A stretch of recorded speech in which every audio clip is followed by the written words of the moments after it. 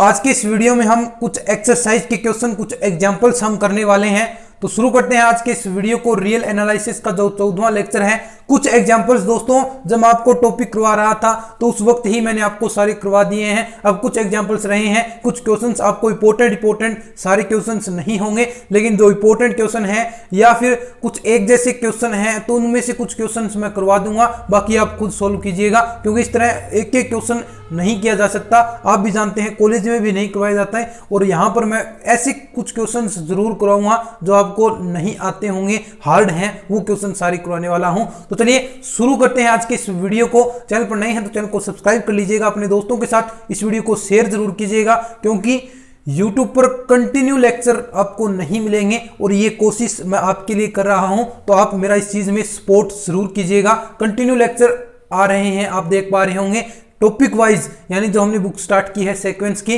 अनुक्रम convergence theory book start की है रियल एनालिसिस की, उसमें आपको लगातार कंटिन्यू लेक्चर मिल रहे हैं। तो ऐसा देख सकते हैं, आप खुद देख लीजिए, आपको कहीं भी ऐसे कंटिन्यू लेक्चर नहीं मिलेंगे। हम स्टार्ट कर रहे हैं, तो चलिए शुरू करते हैं। कुछ क्वेश्चंस के साथ क्वेश्चन मैं लिखता हूं और फिर उसका सॉल्यूशन आपको करवाने वाला हूं। कुछ एक या दो अलग तरीके भी आपको साथ साथ में करवाने वाला हूं, कुछ बुक्स के तरीके होंगे, कुछ अलग तरीके भी होंगे, तो आप पूरे वीडियोस को देखते रहिएगा। चलिए सबसे पहले मैं क्वेश्चन लिख देता हूं जो एग्जांपल है। देखिए, आप बुक अपने पास जरूर रखें, या फिर जो भी आपके पास नोटबुक है, कॉपी है, वो अपने पास जरूर रखिएगा। देखिए क्वेश्चन ऐसा है कि so that the following sequence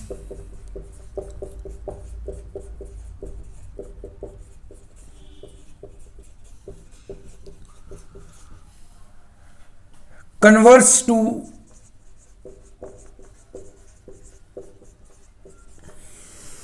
और क्वेश्चन सबसे पहले ए पार्ट है आपके पास, इंपॉर्टेंट क्वेश्चन है दोस्तों, वे ही क्वेश्चन करवा रहा हूं जो आपके लिए इंपॉर्टेंट है। तो इन क्वेश्चन को आप विशेष रूप से जरूर निकालिएगा। x1 बराबर √2 एंड xn+1 इक्वल √2xn। और बी पार्ट है इसका, एक पार्ट करवा दूंगा और एक पार्ट ऐसा कैसा है तो जरूरी नहीं है करवाना। वेयर x1 बराबर 1 एंड xn बराबर √2 प्लस xn-1। तो देखिए आपको पास एक क्वेश्चन दे रखे हैं, जैसा कि आप देख पा रहे होंगे कि so that the following sequence converts to 2, यानी जो आपको नीचे सीक्वेंस दे रखे हैं वो 2 की ओर अभिसरित हो रहे हैं या 2 की ओर आगे बढ़ रहे हैं। तो हमें सिद्ध करना है। सबसे पहला xn, ये सीक्वेंस दे रखा है जहां पर x1 बराबर √2 है एंड xn+1 जो अनवा पार्ट है वो √2xn है। और दूसरा क्वेश्चन ये है, तो इन दोनों में से मैं एक क्वेश्चन आपको करवा देता हूं और दूसरा बिल्कुल सेम टू सेम है। तो फिर देखिए, सबसे पहले ऐसे कुछ क्वेश्चंस आपको मिलेंगे, लगभग यही क्वेश्चन आपके सामने आएंगे, बार बार आप देख लीजिएगा। जितने भी आप क्वेश्चन पेपर उठाएंगे बीएससी लेवल के, तो वहां पर आपको ऐसे ही क्वेश्चन देखने को मिलते हैं। तो देखिए कैसे करना है, सबसे पहले आपको यही ध्यान में होना चाहिए कि क्वेश्चन को हम सोल्व कैसे करें। सबसे पहले आपको लिख रखा है कि ये सीक्वेंस 2 की ओर अभिसरित हो रहा है, तो ऐसा हमें सिद्ध करना है। अब अभिसारी अनुक्रम यानी कन्वर्जेंट सीक्वेंस के लिए आपको सबसे पहले 2 चीजों का ध्यान रखना होगा कि सबसे पहले वो सीक्वेंस परिबद्ध होना चाहिए, बाउंडेड सीक्वेंस होना चाहिए। दूसरी कंडीशन, वो मोनोटोनिकली इंक्रीजिंग सीक्वेंस होना चाहिए, एक दिष्ट वर्धमान, यानी जो उसके स्टेप हैं n+1वां स्टेप xn से बड़ा होना चाहिए। तो वो स्टेप क्या होगा, आपका मोनोटोनिकली इंक्रीजिंग सीक्वेंस होगा। अब देखिए किस प्रकार हम इस क्वेश्चन को सोल्व करते हैं। सबसे पहले मैंने आपको बताया, आपको सबसे पहले यही चेक करना है कि ये सीक्वेंस परिबद्ध है या एक दिष्ट वर्धमान है। सबसे पहले आपको यही कंडीशन चेक करनी है। तो नंबर 1 हम चेक करेंगे, यहां पर वैल्यू रखिए, आपको दिया है x1 बराबर √2 है और xn+1 आपके पास √2xn है। अब देखिए सबसे पहले n बराबर आप 1 रखेंगे तो आपके पास x1 + 1 यानी इक्वल x2 होगा, और यहां पर √2 x1 की वैल्यू आपके पास √2 है, यानी √2 के अंदर √2।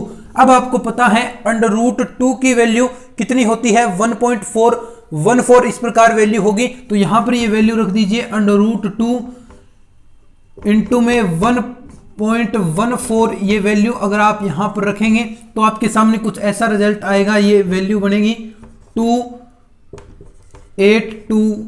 इस प्रकार ये √2 के अंदर ये वैल्यू बनी। सबसे पहले आपके पास देखिए √2 वैल्यू है x1 की, और दूसरी √2 8.2, यानी इससे तो ये वैल्यू बड़ी होगी, ये वाली वैल्यू इससे बड़ी होगी। इसी प्रकार एक वैल्यू और निकाल लीजिए, n बराबर अगर आप 2 रखेंगे तो x2 + 1 = x3।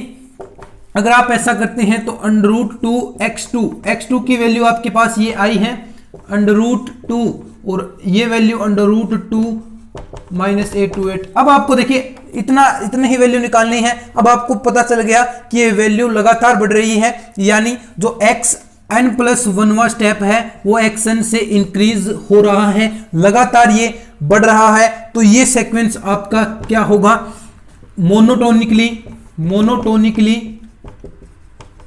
इंक्रीजिंग सीक्वेंस होगा। इंक्रीजिंग सीक्वेंस यानी हिंदी में कहें तो एकदिष्ट वर्धमान सीक्वेंस होगा। अगर आप इसे लिखना चाहें तो लिख सकते हैं। तो एकदिष्ट वर्धमान सीक्वेंस होगा। सबसे पहले कंडीशन हमने चेक कर ली है अभिसारी सीक्वेंस होने के लिए, कन्वर्जेंट सीक्वेंस होने के लिए, कि वह सीक्वेंस मोनोटोनिकली इंक्रीजिंग सीक्वेंस होना चाहिए, यानी एकदिष्ट वर्धमान होना चाहिए। दूसरी कंडीशन हम बाउंडेड परिबद्ध की चेक करेंगे कि क्या वो सीक्वेंस परिबद्ध है या वो वैल्यू किस ओर जा रही है, तो ये भी हमें चेक करना होता है। तो दूसरी चीज हम चेक करेंगे बाउंडेड कंडीशन के लिए। देखिए दूसरी चीज बाउंडेड के लिए, अब आप देखिए यहां पर स्पष्ट हो रहा है इस चीज में, बस सीधी सी एक लाइन लिखनी है आपको कि जो ये सीक्वेंस है आपकी ओर, ये देखिए xn+1 और ये x1 की वैल्यू √2 है, यानी 1.141।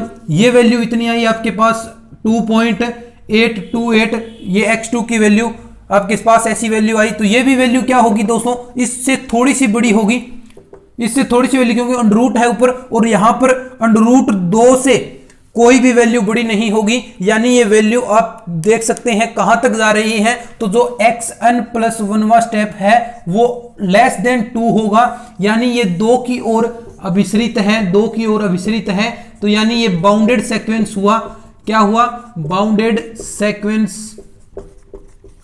तो ये तो हो गया आपका अभिसारी अनुक्रम। अब देखिए आपको इसकी लिमिट निकालनी है। लिमिट के लिए आपके पास जो क्वेश्चन दिया है उसके अकॉर्डिंग चलना है आपको। देखिए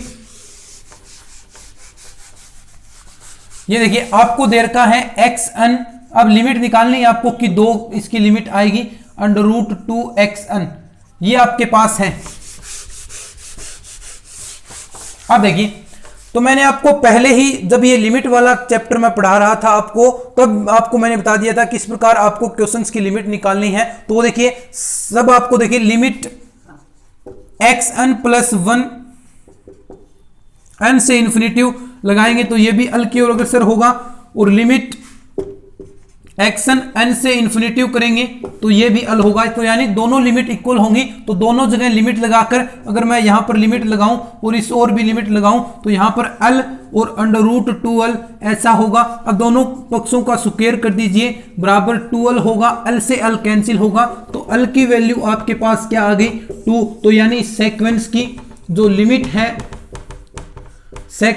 लिमिट है वो आपके पास 2 आई है, यानी ये 2 की ओर अभिसरित होता है। और यही हमें सबसे पहले क्वेश्चन में सिद्ध करने के लिए कहा गया था और ये हमने सिद्ध कर दिया है। तो ये पहला क्वेश्चन। अब देखिए इसके बाद कुछ और क्वेश्चंस भी मैं करवाने वाला हूं। अब देखिए नेक्स्ट क्वेश्चन भी मैं लिख देता हूं। ये क्वेश्चंस जो करवा रहा हूं आपको, ये वीडियो सारे देखने हैं, पूरे देखने अच्छी तरीके से, क्योंकि ऐसे जो क्वेश्चंस हैं जो करवा रहा हूं वो निश्चित रूप से आपके एग्जाम में आपको उठे हुए मिलेंगे, आप देख लीजिएगा। अब देखिए नेक्स्ट क्वेश्चन मैं लिख देता हूं। तो दूसरा पार्ट था इसका, वो आप कर लेंगे। अब देखिए आगे एक और क्वेश्चन है, इंपॉर्टेंट क्वेश्चन है दोस्तों, इंपॉर्टेंट लगा लीजिए इसके। क्वेश्चन है प्रूव दैट, यहां लिख देता हूं, prove that the sequence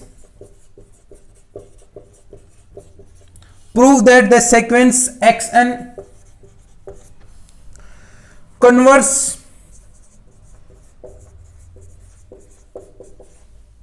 to 3 where xn 3n।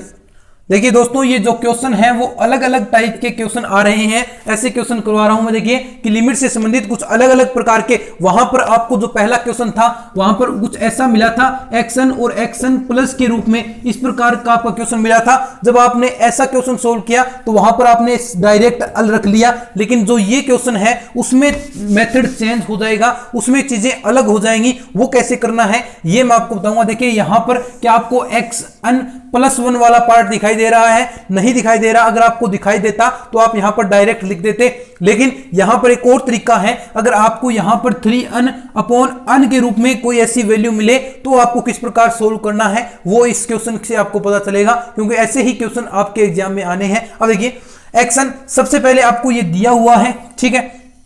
अब देखिए जो सबसे पहले देखिए कन्वर्स टू 3 वेयर, ये हमें दर्शाना है कि ये 3 की ओर अग्रसर है, यानी अभिसारी अनुक्रम है। तो अभिसारी अनुक्रम की कंडीशन आपको पता है क्या होती है, xn - l less than epsilon where n greater than n naught. अगर मैं यहां पर जो n नोट है उसकी वैल्यू निकाल लूं, उसकी वैल्यू बता दूं क्या आएगी, तो ये अपने आप ऑटोमेटिक ही क्या हो जाएगा, क्योंकि n नोट एक ऐसी वैल्यू है जिसके लिए n तो ग्रेटर देन है, उसके लिए ये वैल्यू होनी चाहिए xn - l। तो यहां पर जो n नोट की वैल्यू है वो हमें निकालनी है डायरेक्ट, और वो कैसे निकालनी है, लगभग हर क्वेश्चन में ऐसा ही होने वाला है। एक दो तरीके हैं वो आपको मैं दिखा रहा हूं। देखिए सबसे पहले xn - एप्सिलॉन ग्रेटर देन 0 के संगत ऐसा होगा। अब देखिए xn - l, तो यहां पर xn की वैल्यू है 3n/n + 5√n माइनस l की वैल्यू 3 है, लेस देन एप्सिलॉन। अब देखिए अगर इसका हम लघुत्तम लें या एलसीएम लें तो 3n - 3n - 15√n अपॉन में होगा n + 5√n और लेस देन एप्सिलॉन, ठीक है। 3n से 3n कैंसिल हो गया। अब देखिए मोड है यहां पर, ये माइनस से माइनस क्या हो जाएगा, प्लस हो जाएगा 15√n upon n + 5√n less than epsilon. अब देखिए ये लेस देन एप्सिलॉन है, ये n की वैल्यू है एक प्रकार से। अब आप देखिए अगर ये वैल्यू में यहां पर देखिए जो 15√n है और n + 5√n है। अब देखिए अगर मैं ये वैल्यू यहां पर 5√n हटा देता हूं एक बार के लिए, 5√n ऐसा तरीका है इसमें, ये आपको जो प्लस में चीज है वो हटानी है। अगर ये प्लस में हटाएंगे तो ये लेस देन क्या होगा, 15√n अपॉन में n। क्या ये बात सही है? क्या ये बात सही है? और ये वाला पार्ट लेस देन एप्सिलॉन होगा। अब देख बताइए क्या ये वाली बात सही है क्या? क्योंकि देखिए ये वैल्यू छोटी होगी तो ये इससे छोटी होगी 15√n अपॉन n, तो इसको आप क्या लिख सकते हैं, 15/√n यहां पर आप लिख सकते हैं, और लेस देन एप्सिलॉन जो हमारे पास बाकी चीजें हैं ही। अब देखिए 15/√n लेस देन एप्सिलॉन। अब यहां से आप √n को इधर ले आए तो यहां पर दोनों का स्क्वायर करेंगे तो 225 अपॉन एप्सिलॉन स्क्वायर, और ये वाली वैल्यू क्या होगी, n स्क्वायर, सॉरी n, यानी n ग्रेटर देन क्या होगा 225 अपॉन एप्सिलॉन स्क्वायर। तो जो n नोट की वैल्यू है आपके पास, n नोट की वैल्यू होनी चाहिए 225 से बड़ी या उसके इक्वल होनी चाहिए, और उसके लिए ये वाली आपकी थ्योरम सत्य होगी, यानी xn - 3 लेस देन एप्सिलॉन। तो इससे क्या निष्कर्ष निकला कि जो आपका सीक्वेंस है वो 3 की ओर अभिसरित होगा, कुछ नहीं दोस्तों, जो आपको प्लस वाला पार्ट है वो हटा देना है। अगर आप नीचे प्लस वाला पार्ट हटाएंगे तो ये पार्ट छोटा हो जाएगा और ये पार्ट छोटा हो जाएगा तो यही अननोट की वैल्यू होगी। जहां से आप n की वैल्यू निकालेंगे तो वो अननोट की वैल्यू हो जाएगी। तो यही आपका क्वेश्चन था दोस्तों। 2 क्वेश्चन मैंने आपको इस वीडियो में करवाए हैं और 2-3 क्वेश्चन आगे नेक्स्ट वीडियो में भी करवाने वाला हूं। तो आज की इस वीडियो में हम इतना ही पढ़ने वाले हैं। नेक्स्ट वीडियो में हम कुछ और क्वेश्चंस करने वाले हैं। जितने भी क्वेश्चंस इंपॉर्टेंट लगते हैं वो सारे आपको मैं करवाऊंगा, तो आप खुद भी निकालिए। आपके पास कुछ हिंट या सॉल्यूशन इस प्रकार की चीजें होंगी तो उससे भी आप क्वेश्चन सोल्व कर सकते हैं। तो आप अपने क्वेश्चन सोल्व जरूर कीजिएगा और सबसे ज्यादा आपको एग्जाम्पल्स हैं उन पर आपको सर्वाधिक ध्यान देना है। बहुत ज्यादा उस पर एग्जाम्पल पर ध्यान देंगे तो आपको फायदा क्या होगा, क्योंकि जो एग्जाम्स हैं जो मैंने देखा है कि जो एग्जाम्पल्स हैं वो बहुत ज्यादा उठते हैं। सीधे के सीधे एग्जाम्पल उठा लिए जाते हैं, पहला दूसरा तीसरा इस प्रकार के एग्जाम्पल्स। आप क्वेश्चन पेपर देखेंगे तो उसमें आपको स्पष्ट रूप से दिखाई देगा कि एग्जाम्पल्स में ही कितने सारे क्वेश्चन उठ जाते हैं। तो दोस्तों आज के इस वीडियो में इतना ही। मिलते हैं फिर इस तरह के और नए वीडियोज के साथ। अगर आपने चैनल को सब्सक्राइब नहीं किया है अभी सब्सक्राइब कर ले, अपने मित्रों के साथ इस वीडियो को शेयर जरूर कीजिएगा। मिलते हैं इस तरह के और वीडियोज के साथ, तब तक के लिए धन्यवाद। जय हिंद, जय भारत।